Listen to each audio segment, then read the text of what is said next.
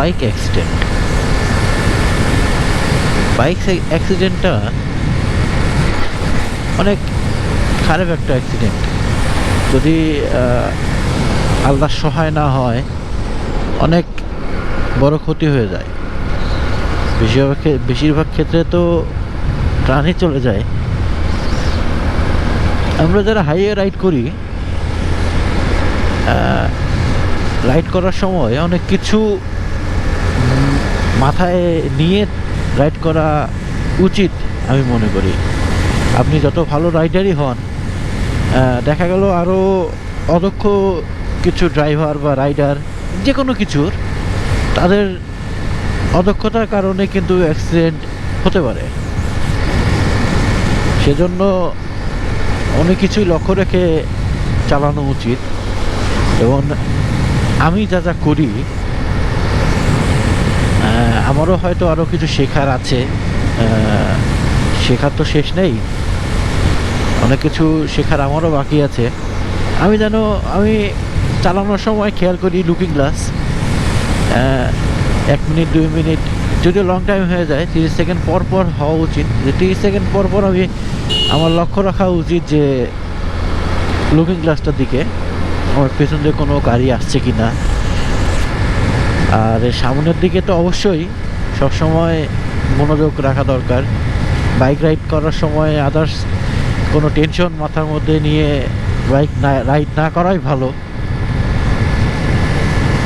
আর highway ride, গ্রামের রাস্তা, এগুলোতে চালানোর সময় বেশ কিছু জিনিস খেয়াল রাখা উচিত। আমি কি খেয়াল করি সেটা হচ্ছে যে মহিলা মানুষ, ছোট বাচ্চা এবং বয়স্ক মানুষ। ছোট বাচ্চা না বুঝে দৌড় দিতে পারে। মহিলা মানুষের জাতিগত স্বভাব, আল্লাহর রাস্তায় আল্লাহর নামে হাঁটা দিবে। ডাইনে বামে কি আছে কি আসতেছে সেটা দেখার সময় তাদের নাই, আল্লাহর নামে হাঁটা দিবে। আর বয়স্ক মানুষের ক্ষেত্রেও তাই, তারা তো ছোটো বাচ্চার মতো হয়ে যায়। অনেক সময় তারা না দেখে রাস্তা পার হইতে যায়, বুঝতে পারে না। আর মহিলা মানুষের একটা বিষয় কি, দেখবে না কে আসতেছে, বাস আপনি 100 গতিতে যাচ্ছেন, সামনে পড়ে গেছেন, আপনার একটা হাত দেখাই দিবে। যেন সুপার ন্যাচারাল পাওয়ার আছে তাদের, হাত দেখাই দিবে, বাস বাইক অটোমেটিকলি থেমে যাবে। এটা নিয়ে আপনার কোনো টেনশন করার দরকার নেই, তারা হাত দেখালেই যথেষ্ট। আপনার ব্রেক করারও দরকার নেই, কিচ্ছু করার দরকার নেই, জাস্ট আল্লাহর নামটা চালায়া দেন। তারপরে বিভিন্ন মোড়ে বেশি স্পিডে মোড় না ঘোরাই ভালো। যেটা আমার একটু সময় যাক, কিন্তু বেশি স্পিডে মোড়ের মধ্যে কর্নারিং না করাই ভালো। বাজার এলাকা, এই এলাকাটায় হর্নটা ব্যবহার করা উচিত।